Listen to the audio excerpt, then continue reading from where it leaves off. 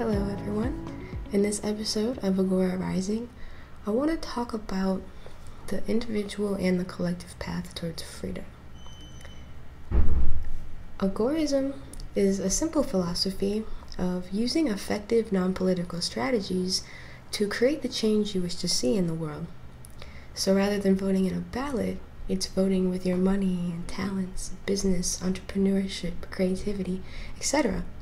Using your economic energy, which is really every action and every decision you make every day, to build what you want, rather than just unthinkingly feeding the conventional institutions which not only condone violence, but also have been well demonstrated to be incompetent for the emerging complexity of humanity.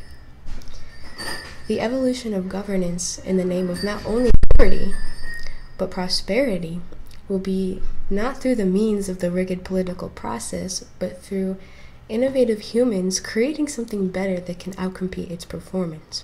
And this is something that's going to take a lot of time, but it's something that we should really start thinking about. Those who feel called or interested in this stuff, we should start thinking about. And there's an old quote by Gandhi that says, "The difference between what we do and what we are capable of doing would suffice to solve most of the world's problems." And I think this is true now as ever, if not even more. So while agorism is a simple philosophy, with variables and even our own selves growing ever more complex, it's necessary to dig deeper into the philosophy and practice to stay consistent. Being consistent is not only essential for any success, but also for staying aligned in our principles and values of individual freedom. Martin Luther King Jr. once said, "Those who love peace must learn to organize as effectively as those who love war." And again, this is an old quote, but something that is not only more true than ever, but more possible than ever with all of this technology and the cryptocurrency and all of these tools that we now have at our disposal. So again, in this episode, I want to kind of go into the individual and the collective path towards freedom, because although these are opposites, they are inevitably correlated, and thinking about this can perhaps give us more insight into not only our goals of creating this decentralized, voluntary market of governance, but also our methods and strategies towards these things. Again, staying consistent.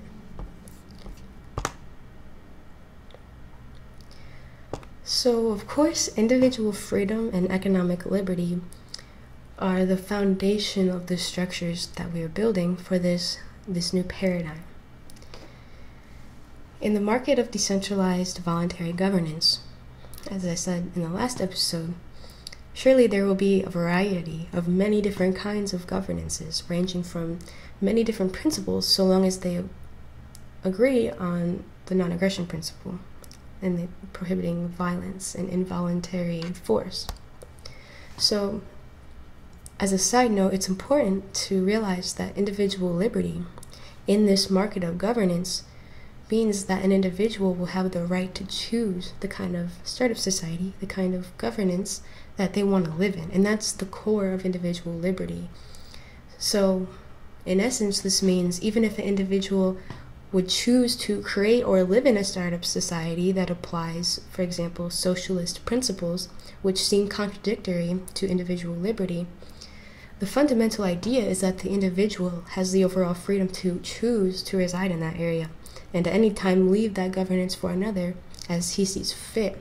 And that's really the overlying core of individual liberty in this variety of governance. It's how we can sort of coexist with those who don't exactly agree with us, as long as we can agree on peaceful cooperation as the core. That's the most important part. Because we're never all going to agree on the same principles. It's impossible, and it's not even necessary. Because with the framework of voluntary agreement, we can imagine a lot of varieties of principles in this market without actually having to tread on an individual's rights, so long, again, as the non-aggression principle is upheld. And interestingly, this would result in a slow process of evolving modern policies through the economic feedback system of profit and loss. So this method of building our ideas will prove to be far more effective than merely arguing about them. And I've been talking a lot about the counter economy and this market of voluntary decentralized governance, which is how I personally visualize implementing voluntarism into reality. And I'm going to talk about that a lot more in a few upcoming episodes. I'm going to really elaborate on what I mean by these things. It's pretty clear that the decentralization of power and individual freedom are crucial for better structures. And this isn't only because most of us are honest individualists that intend to live out our lives as free as possible, because that's part of it. That makes us realize the importance of this individual liberty. But I think it goes deeper than that for many of us, because we realize that individual freedom is also the engine of moral progress for the entire collective of our species. Individual freedom is a vital part of evolution, not only for building better economic structures, but also for our psychological development. In this mental age of information, the health of the psyche is going to be more important and critical and probably more challenging than ever. So we know individual freedom is important for growing economic liberty, but it's also critical for growth on an even higher level of our being.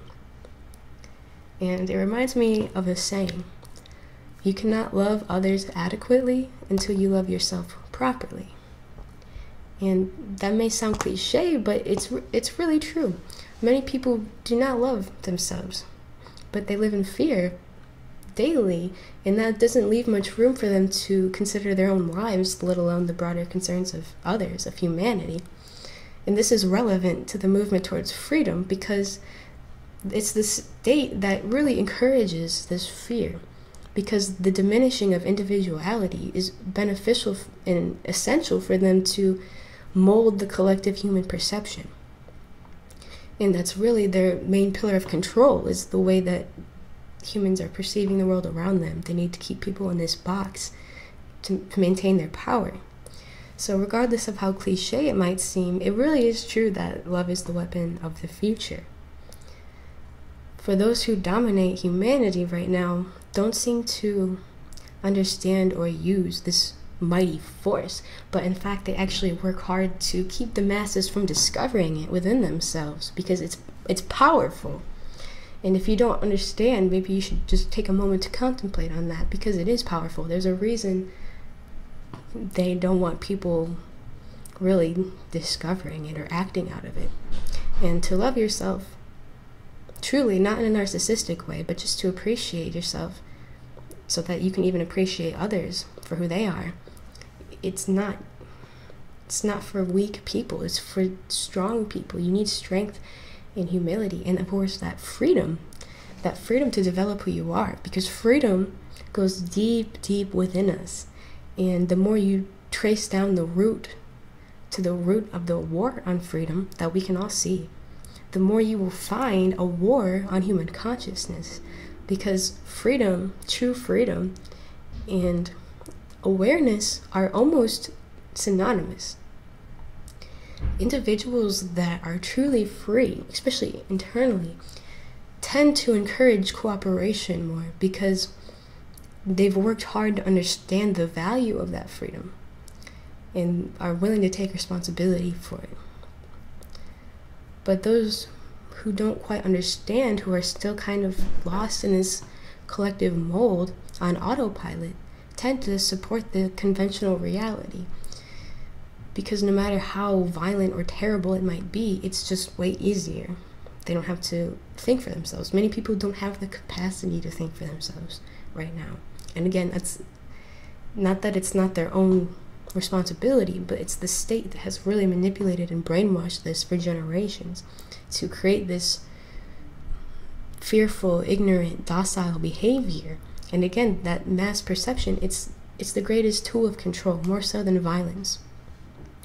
However, with the internet alone, we are moving into a time where the state can no longer monopolize on this influence. Individuals, by mere words and acts alone, can create ripples of truth, which are a constant threat to these institutions that operate on illusions, on deeply instilled illusions. So the interesting duality here that I really wanted to express is that, and it's intuitive, but it's worth saying, freeing yourself as an individual first and foremost is truly the most humanitarian thing that you can do for others. And this is true for so many reasons. The world desperately needs people with the capacity to really think for themselves and feel for themselves, which is a capacity that can never stop growing. So to paraphrase Albert Camus, become so free that your very existence is an act of rebellion. And that's a profound quote because it's so true. A single open mind, let alone a group of them that can collaborate and work together, is such a threat to any oppressor. Individual integrity is something that can be extremely contagious. That's why they want to make examples out of people who rebel. They don't want people to start thinking for themselves and start acting for themselves. Self-aware people are the greatest threats to oppressors everywhere because they have the intelligence and the nerve to challenge authority in ways that is out of their scope of reasoning, out of these elitists' scope of reasoning. They really can't have it. By prohibiting the evolution of humanity's awareness so that they can maintain this control, naturally they are prohibiting their own evolution. So those who can dare to put in the work to rise above this line will have a great advantage. Human awareness is something, when you keep growing it, it's the most powerful tool we have in this life. And high degrees of innovation, wisdom, love, and conscious awareness will outcompete the quagmires of humanity. And in this sense, we are all entrepreneurs who must bring our greatest selves forth, not only to liberate ourselves, but naturally to help liberate our fellow species as well, because it really is contagious in more ways than we can consciously realize. Those who do this will not free others merely by existing and putting their words and actions out there, but they will also come to understand more effective ways of how they can help their fellow man. So freeing your mind is power. And of course, it's not without hard work. But truly, the most noble thing you can do then is to take responsibility for your life, which includes your suffering. We all have this suffering. We all have reasons to be resentful for existence. We all have excuses to be bad people. But the trick is to see that and transcend it and actually rise above it and try to reduce suffering, or at the very least, don't cause more suffering. We have plenty of suffering as it is.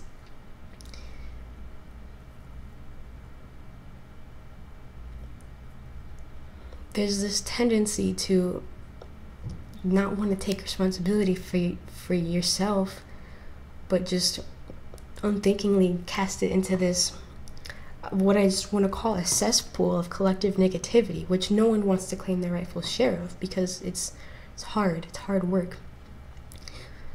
But inevitably, this cesspool of collective unconscious baggage manifests as this passive acceptance of evil, and this ignorance, and this fear, and violence, and war, and slavery, etc., on an individual and a collective level. It's this darkness, it's this unconsciousness, and it's in all of us. We must realize it is not this state that perpetuates itself. Because the state is not a living being. It's not a person. It's not a god.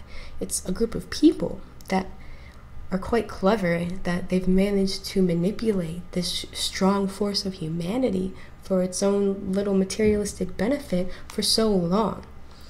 It's not the threat of violence that perpetuates the state as much as the installation of ignorance and mental weakness.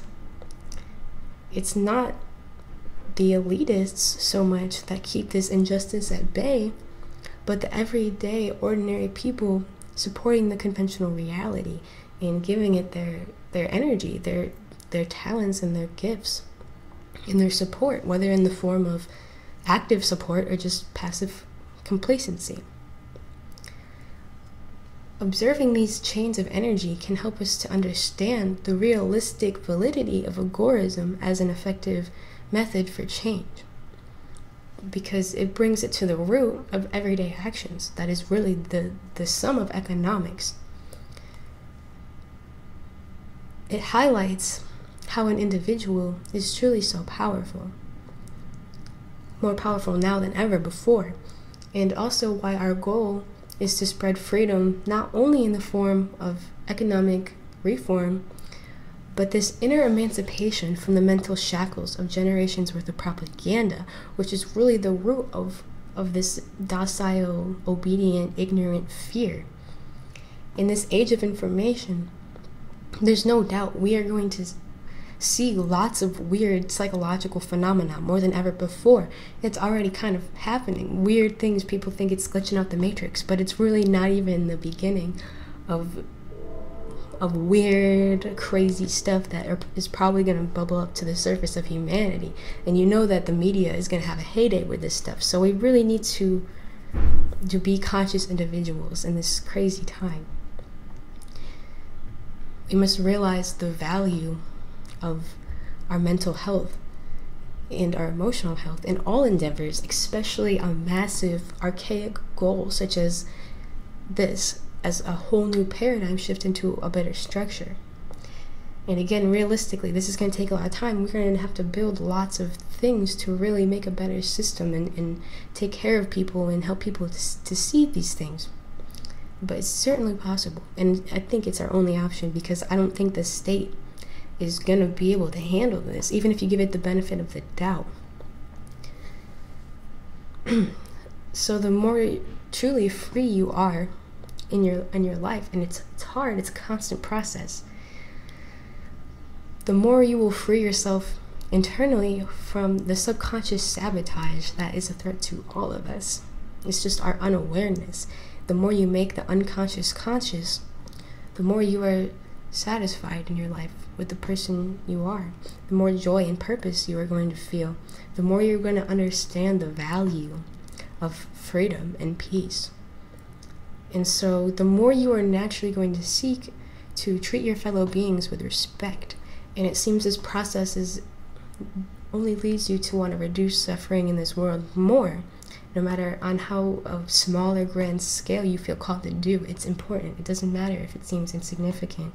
If you can just make your little corner of the world a better place, that is meaningful. Because imagine if more people did that. When it comes down to it, only you can free yourself.